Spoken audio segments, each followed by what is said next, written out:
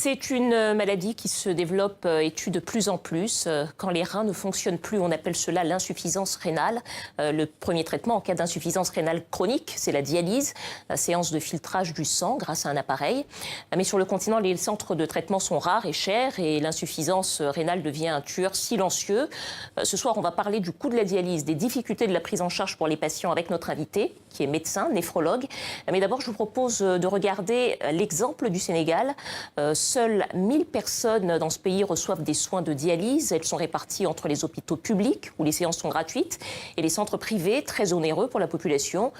Pour un malade qui souffre d'insuffisance rénale, eh bien, c'est le parcours du combattant. Et les listes d'attente dans les hôpitaux publics sont très longues. Cette attente, bien sûr, emporte parfois des vies. On regarde tout de suite le reportage de Margot Chevance avec Julien Manzer. Dans le village de Daro Salampaye, Kadim Gom et ses oncles sont en deuil. Ils sont venus se recueillir sur la tombe de la mère de Kadim, morte à 49 ans à cause d'une insuffisance rénale qu'elle n'a pas pu soigner, faute de place dans les hôpitaux publics, faute d'argent pour aller dans un centre privé. La maladie des insuffisances rénales, c'est dur. C'est dur au Sénégal. Si les pauvres ont cette maladie, tout le monde en mange parce qu'on n'a pas de moyens de le soigner. Personne ne le soigne. Si tu ne payes pas, on ne te prend pas. Même tu es en train de criser, de vomir, on te laisse là. Diagnostiqué il y a moins d'un an, Dey Thiam a vécu une lente agonie. Nous l'avions rencontrée chez son fils une semaine avant son décès. À Dakar, elle avait l'espoir de se faire traiter dans un centre privé. Mais à 65 000 francs CFA la séance, soit plus qu'un SMIC au Sénégal, Kadim n'a pas pu payer une seule séance pour sa maman. Clouée au lit, paralysée par 20 jours sans dialyse. Je suis assise, je ne peux rien faire. Mes pieds, tout mon corps me font mal. Je ne peux pas me faire soigner car je n'ai pas d'argent. Je dois rester ici, je n'ai rien. Malgré tous les efforts de son fils, elle tombera finalement dans le coma avant de décéder. Son cas n'est pas isolé. Amidou Diallo, lui aussi, a connu l'enfer de la dialyse. Sans la solidarité familiale, il n'aurait pas pu être soigné pendant 8 ans dans un centre privé. Désormais, avec son association, il tente péniblement de lever des fonds pour ceux qui sont malades comme lui. Notre association demande aux Sénégalais de nous donner 1000 francs CFA par mois. Et je ne réussis même pas à avoir 80 000 francs par mois. Mais ça, ce n'est pas une solution. C'est des quêtes à très court terme pour permettre de faire des dialyses les plus immédiates. Au Sénégal, 750 000 personnes sont touchées par des maladies rénales.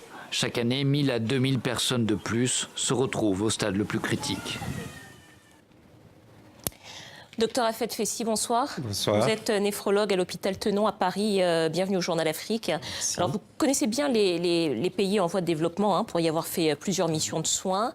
La situation qu'on vient de voir dans le reportage, c'est quelque chose auquel vous avez été confronté souvent, à savoir qu'on meurt souvent d'insuffisance rénale sur le continent. Oui, malheureusement, cette situation dramatique n'est pas unique et elle est très répandue et beaucoup de patients qui sont atteints de cette maladie n'ont pas accès aux soins en Afrique subsaharienne.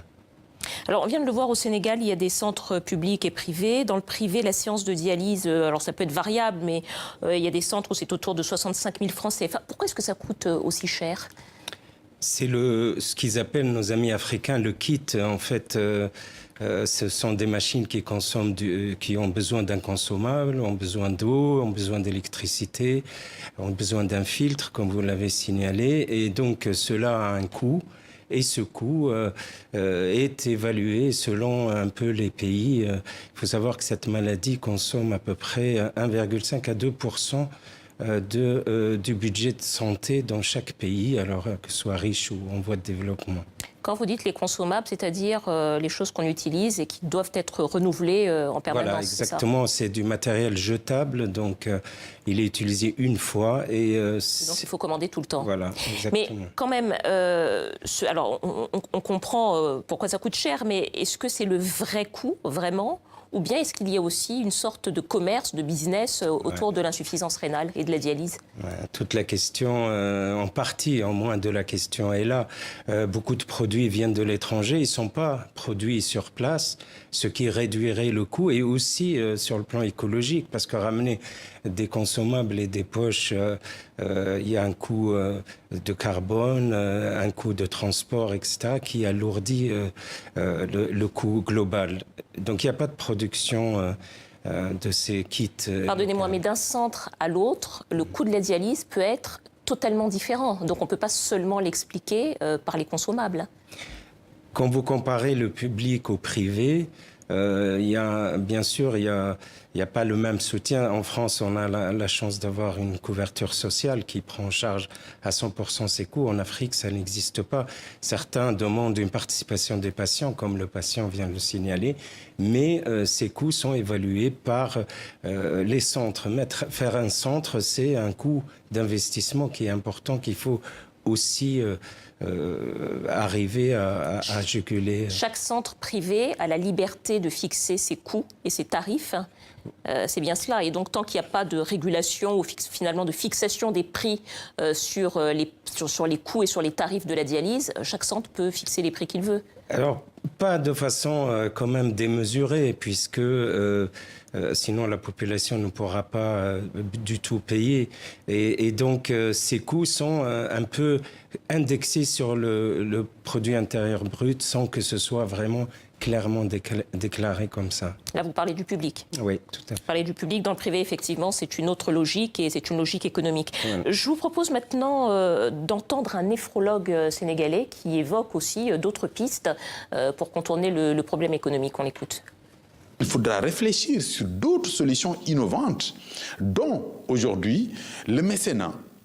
On sait que dans les autres pays, comme les pays du Maghreb, il y a des mécènes qui viennent ériger des centres de dialyse pour aider les malades à se soigner. Il y a aussi la possibilité de convention de l'État avec des centres privés et qui prend en charge une bonne partie du coût de la dialyse. Alors on vient d'entendre solution de mécénat, ça veut dire faire entrer des partenaires privés finalement pour aider à la prise en charge des dialyses. Est-ce que laisser la prise en charge d'une maladie aussi répandue au privé, est-ce que c'est une solution qui vous paraît totalement éthique ? Alors, beaucoup de mécénats, c'est des donateurs qui n'ont pas d'intérêt.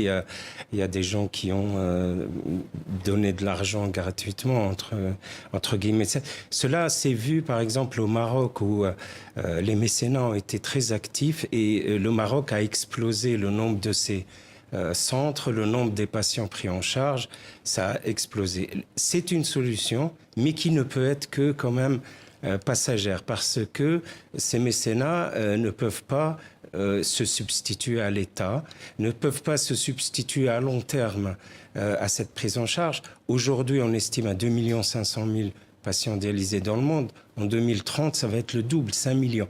Et ceux qui vont augmenter, c'est les pays émergents et les pays en voie de développement, parce que les pays développés sont dans une stabilité, leur progression est autour de 3%.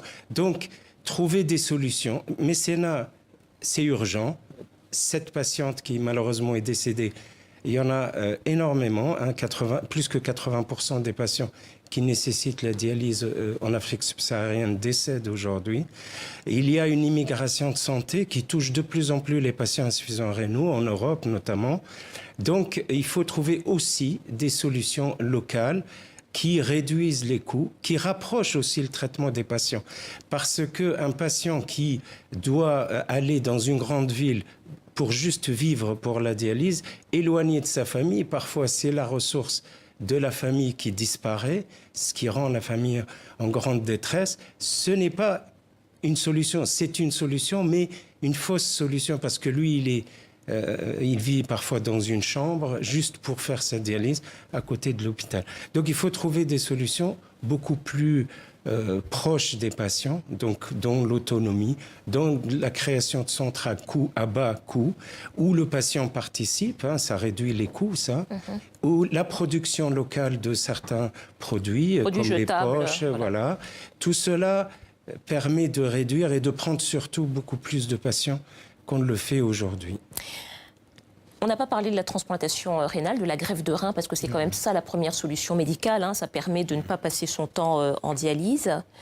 C'est aussi une solution économique, j'imagine, parce qu'une fois que vous faites la transplantation, Ça coûte évidemment beaucoup moins cher, pour parler de façon prosaïque. Oui, vous avez raison. La transplantation est la solution pour ceux qui peuvent l'être aussi. Hein. Pas tous les patients, tous les patients ne peuvent pas être greffés. Mais ceux qui peuvent être transplantés, c'est une solution. Le coût la première année est équivalent à celui de la dialyse, mais au-delà, il devient énormément moins cher. Alors, pardonnez-moi, vous êtes en train de nous dire que la première année, quand on a eu une greffe du rein, ça coûte à peu près la même chose que la dialyse. Pourquoi? Parce qu'il y a le traitement immunosuppresseur, c'est ça, pour éviter le rejet. Geste surtout. Il y a la transplantation qui coûte cher. Toute la préparation de la greffe elle-même. Puis il y a beaucoup d'examens médicaux ensuite. Voilà, mais ça pour la première année. Juste la première. Ensuite, sur les années d'après, ça coûte plus grand-chose. C'est juste le traitement immunosuppresseur. Juste le traitement à vie, donc, que les patients doivent prendre quand ils ont eu une greffe. Il existe aujourd'hui des traitements anciens qui sont très efficaces, qui sont très peu onéreux. Par contre, pour faire la greffe, il faut toute une infrastructure. Voilà, c'est la question que j'allais vous poser. Est-ce qu'aujourd'hui, dans l'état actuel du système sanitaire en Afrique, est-ce que c'est possible et qu'est-ce qu'il faudrait finalement pour que ce soit possible?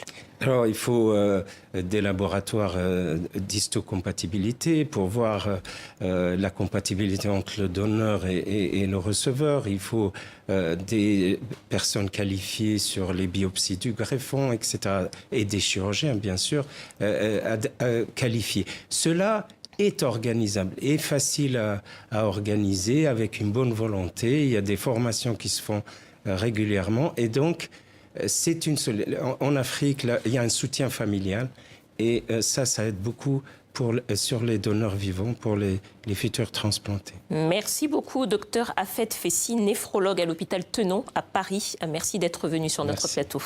Voilà, c'est la fin de ce journal. Un salut particulier à nos téléspectateurs qui nous regardent depuis Tlemcen, Windhoek et Lubumbashi. Merci de votre fidélité. À la semaine prochaine.